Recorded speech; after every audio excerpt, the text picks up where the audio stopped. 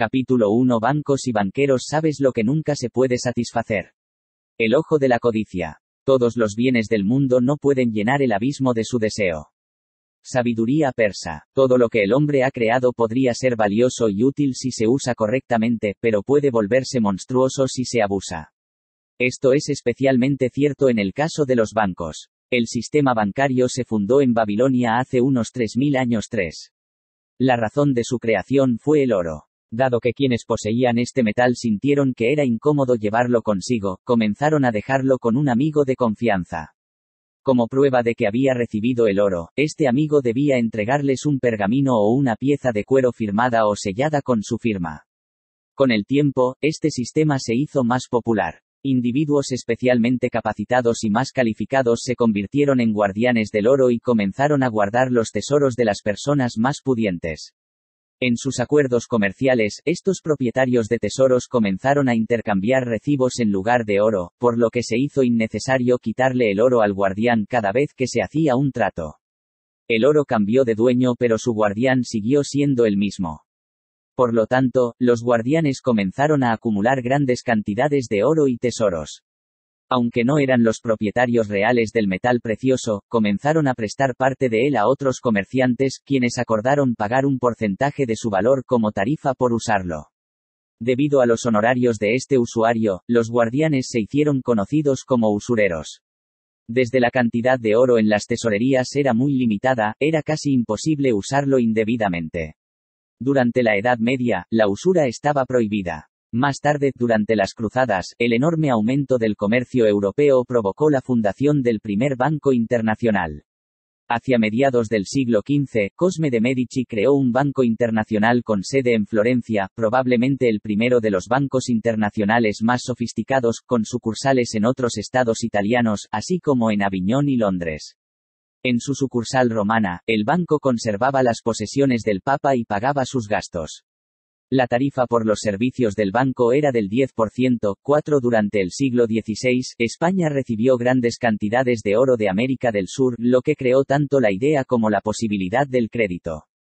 Los primeros bancos modernos, algunos de los cuales aún existen, como el Banco di Santo Spirito en Roma, el Monte de Pieta en Nápoles o el Banco de Palermo en Sicilia, también fueron creados durante este siglo. Estos bancos que financiaron el comercio internacional acumularon ganancias colosales de la diferencia de valor de varias monedas, así como de los intereses que les pagaron. La fase crucial de su desarrollo comenzó cuando empezaron a aprovechar los depósitos y ahorros de las personas. Aunque pagaron a sus depositantes un interés mínimo, prestaron el mismo dinero a otras personas, empresas o gobiernos a una tasa mucho más alta. A menudo utilizaron varios trucos para ganar mayor credibilidad, como adoptar el nombre de Banco Nacional. El primer banco de este tipo fue el Banco Nacional Sueco, fundado en 1674, seguido por el Banco Nacional Inglés en 1694, fundado cuando un grupo de comerciantes acordó dar 1.200 millones de libras al rey Guillermo III por un 8% de interés más el monopolio de imprimir el dinero del país y aceptar depósitos. Hacia mediados del siglo XVIII, Rothschild creó un sistema bancario nuevo, mucho más moderno y sofisticado. Envió a sus 5 hijos a las capitales financieras europeas, París, Viena, Nápoles, Frankfurt y Londres, y creó un sistema de comunicación rápido entre ellos mediante el uso de palomas mensajeras, mensajeros y agentes. El factor más importante en el éxito de Rothschild fue su espionaje político y económico excepcionalmente bien desarrollado. Fue el primero en enterarse de la victoria de Waterloo y aprovechó este conocimiento para amasar una fortuna a través de todo tipo de manipulaciones comerciales. Sus hijos se convirtieron en banqueros privados de calibre internacional. Financiaron ferrocarriles, compañías de seguros y proyectos internacionales. En este momento, la familia Rothschild ya era maestra y maestra del capitalismo internacional. El dinero es el dios de nuestro tiempo, dijo el filósofo Heine. Rothschild y sus hijos ejemplifican esta afirmación. La mayoría de los gobiernos europeos y sus países, especialmente Inglaterra, dependían de los bancos de Rothschild. En 1847, estos bancos prestaron dinero al gobierno británico para hacer frente a la gran hambruna irlandesa. Los bancos de Rothschild también financiaron la guerra de Crimea y prestaron dinero a Inglaterra para comprar la mitad del canal de Suez a Egipto en 1876,9. El Banco Creditenstolz de Viena se convirtió en el principal banco depositante del Imperio Austrohúngaro. El Banco Británico de Rothschild financió las minas de oro de Sudáfrica. Después del final de las guerras napoleónicas en 1815 y hasta principios del siglo XX, Londres fue el capital financiera del mundo. Se consideraba el lugar más seguro y rentable para depositar y pedir dinero prestado, y las riquezas y el dinero de todo el mundo fluían hacia la ciudad. En ese momento, los depósitos en los bancos de Londres ascendían a 120 millones de libras de oro, superando con creces los 40 millones de libras de depósitos en Nueva York. Los bancos de París y Alemania quedaron en tercer y cuarto lugar con 13 y 8 millones de libras, respectivamente. En aquellos días, los banqueros de Londres eran los más respetados. El crédito y la confianza se transfirieron de padres a hijos. Entre los muchos banqueros y comerciantes establecidos en Londres se encontraban los dos hijos de un conocido comerciante de ropa alemán, Johann Baring. Uno de ellos, Francis Baring, tenía fama de estar entre los banqueros más influyentes de la época. Después de su muerte en 1810, su riqueza se estimó en unos 7 millones de libras. Al igual que los Rothschild, la familia Baring tuvo libre acceso al liderazgo británico y lo financió en numerosas ocasiones. Pero mientras los Rothschild se establecieron en Europa, los Baring encontraron su camino hacia el Nuevo Mundo, América. Comenzaron a financiar los bancos de Nueva York en 1823, financiaron Luisiana y muchos otros estados, así como los ferrocarriles estadounidenses, convirtiéndose en los mayores acreedores estadounidenses. Los rendimientos de los Baring en 1880 eran aún más bajos que los de los Rothschild, pero los primeros disfrutaban de una confianza mucho mayor con sus clientes. Por esta época, los Baring prestaron grandes sumas de dinero a Argentina, que apenas comenzaba a florecer financieramente y atraía a muchos emigrantes europeos, así como a una gran cantidad de capital. Sin embargo, en 10 años, el corrupto gobierno argentino llevó al país a un estado lamentable. Los depositantes perdieron fe, siguió una catástrofe financiera y los Baring se declararon en quiebra. Esta crisis se sintió en todo el mundo, pero los depositantes de Londres fueron los que más sufrieron. Durante muchos años, el oro ha jugado un papel importante en la vida económica y financiera de la mayoría de los países. El respaldo del oro a la moneda fue de suma importancia. El valor del metal amarillo se determinaba según el mercado libre, es decir, según el principio de oferta y demanda.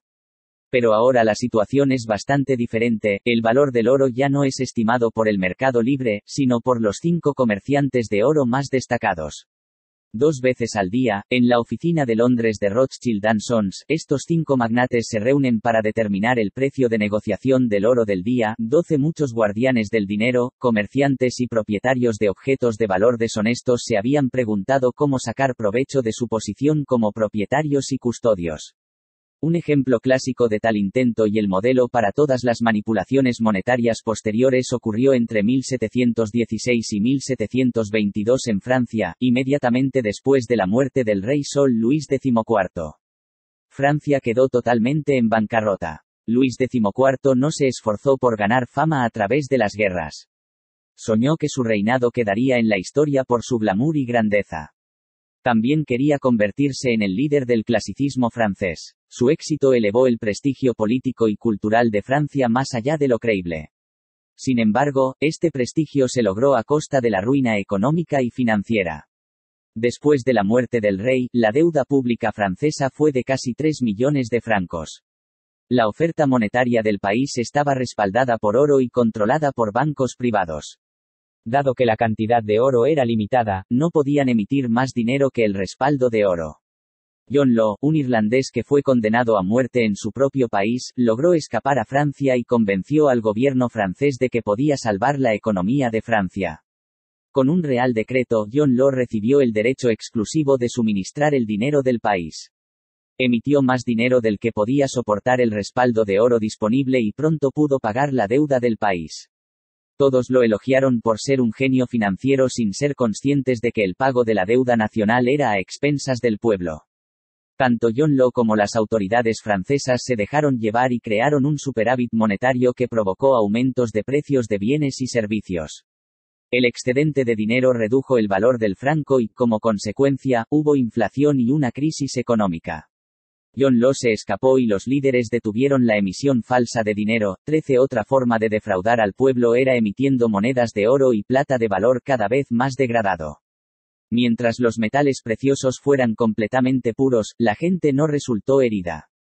Aunque las primeras monedas del Imperio Romano temprano eran más del 60% de plata, después de solo 60 años las monedas contenían en su mayoría metales inferiores con solo restos de plata. Gradualmente, las monedas sin valor reemplazaron a las más valiosas. Posteriormente, los bancos privados y los que tenían y siguen teniendo el monopolio del dinero continuaron con esta práctica mezclando el oro con cobre y otros metales inferiores. Esto redujo el valor de las monedas y los bancos se hicieron increíblemente ricos a expensas de la gente. La inflación también podría crearse reuniendo todas las monedas de oro y plata del país y reemplazándolas por monedas hechas de metales baratos como el cobre y el aluminio, que fue el caso en los Estados Unidos durante la administración de Lyndon Johnson en la década de 1960. Lo mismo ocurre con los billetes que, al igual que las monedas, no tienen respaldo de oro. El Estados Unidos tenía su moneda respaldada por el oro hasta 1933, cuando el presidente Roosevelt ordenó a todos los estadounidenses a vender sus monedas de oro y de oro a los bancos. La gente los entregó al Banco de la Reserva Federal, que los pagó con facturas.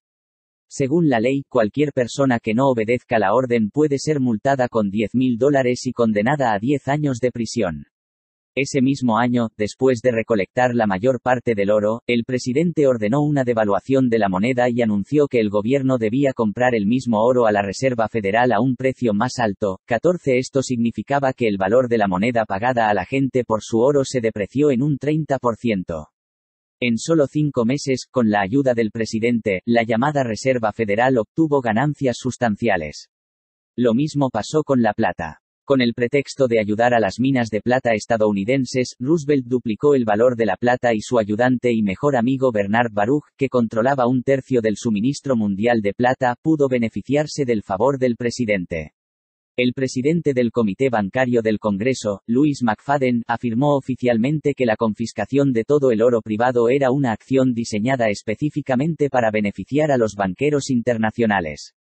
Este congresista fue considerado lo suficientemente poderoso e influyente como para poder poner fin a este trato, y como resultado hubo 2 intentos de asesinarlo. 15. Finalmente, el mismo día en que el Congreso estaba debatiendo este tema, repentinamente colapsó y murió. En el podio, la causa sospechada de la muerte fue veneno 16. No es buena idea invertir en oro porque el gobierno puede confiscarlo de una manera perfectamente legal. En los Estados Unidos, así como en muchos otros países, existe una ley que otorga al gobierno el derecho de confiscar el oro de sus ciudadanos en caso de emergencia. El gobierno también tiene el poder de causar una inflación severa simplemente emitiendo más papel moneda. Este fue el caso de Alemania después de la Primera Guerra Mundial, donde la enorme cantidad de dinero emitido destruyó por completo el valor del marco alemán. La principal razón de esta inflación fueron las reparaciones impuestas a Alemania por el Tratado de Versalles, 269.000 millones de marcos oro que se reembolsarían en 42 cuotas anuales, 17 en 1923, el Reichsbank emitió 93 trillones de marcos de papel. Esto elevó los precios del mercado astronómicamente, el precio de un huevo alcanzó los 80.000 millones de marcos y una libra de papas fue de 100.000 millones de marcos. Esta terrible inflación llevó a Hitler al poder. La situación de la gente era tan grande que buscaron algún recurso y lo encontraron en Hitler, un candidato que prometió detener la inflación de inmediato y hacerse cargo de las reparaciones. La inflación alemana casi destruyó a la clase media, que era mayoría. De hecho, algunos suponen que la inflación fue provocada deliberadamente para destruir a la clase media, pero tal clase apenas existía en 1924. La mayoría apoyó el ascenso de Hitler al poder principalmente debido a sus promesas económicas. 18. A principios de nuestro siglo, el trabajador estadounidense pagaba mucho menos en impuestos y vivía casi sin deudas. En la actualidad, sus impuestos y deudas comprenden las 3/4 partes de lo que él recibe. El resto del mundo imagina que ser estadounidense significa, como mínimo, éxito económico. Esto es lo que imaginé, y esto es lo que también imagina la mayoría de la gente del bloque del Este. La verdad es muy diferente y en realidad bastante triste.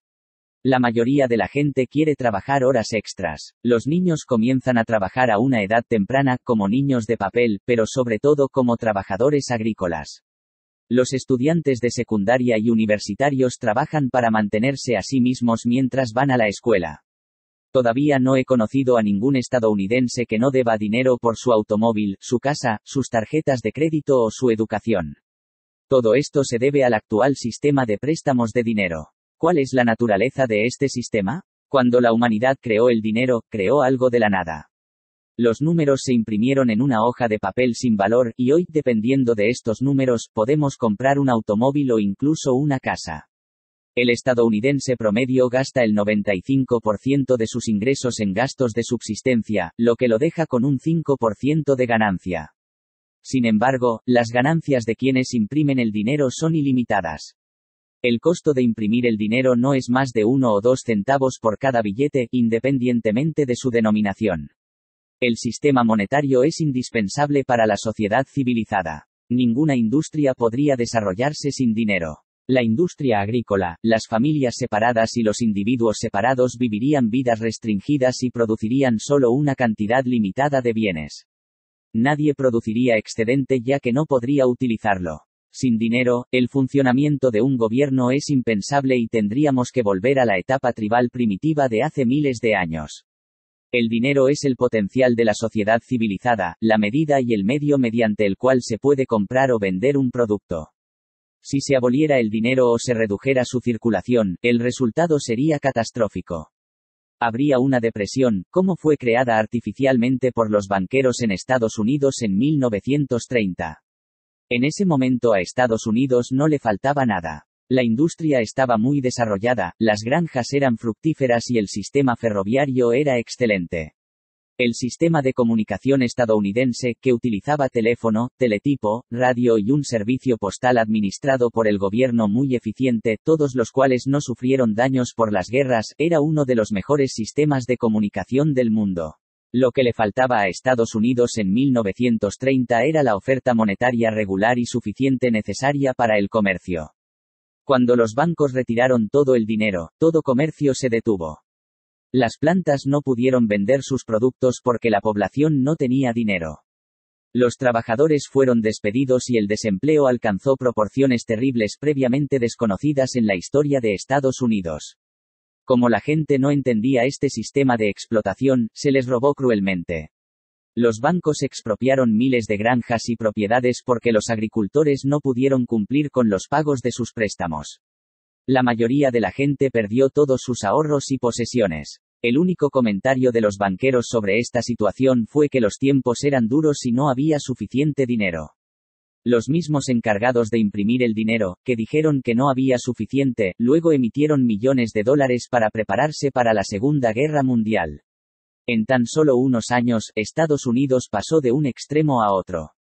Pasó del desempleo y la paralización total a trabajar a plena capacidad para la producción militar. Si bien las granjas no pudieron producir lo suficiente alimento para la población, las plantas comenzaron a producir grandes cantidades de uniformes militares y municiones. La repentina emisión de dinero adicional cambió inmediata y profundamente el estilo de vida estadounidense. Los agricultores comenzaron a vender sus productos, las plantas comenzaron a producir por turnos y las minas reanudaron el trabajo. Este fue el final de la depresión. La verdad era clara, la falta de dinero provocada por los banqueros había provocado la depresión. El ejemplo anterior, así como muchos otros, demostró que el dinero debe ser impreso y controlado solo por el gobierno, que es el único defensor de los intereses de sus pueblos. Mientras que en los Estados Unidos ocurre lo contrario. El dinero es impreso y controlado por el Banco de la Reserva Federal, que no es más que una empresa privada.